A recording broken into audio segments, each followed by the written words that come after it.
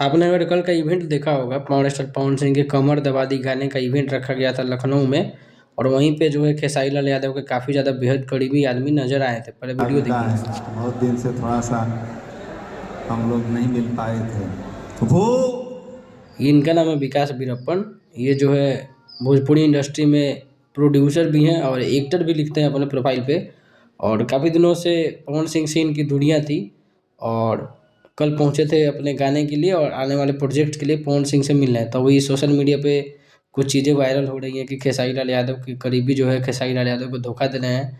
तो एक बात समझने की है कि फिल्म इंडस्ट्री में कोई भी एक तरफा होकर काम नहीं कर सकता है। कुछ दिनों पहले खेसारी लाल यादव के बर्थडे में आप लोगों ने देखा होगा कि पवन सिंह के काफ़ी करीबी लोग भी पहुंचे थे।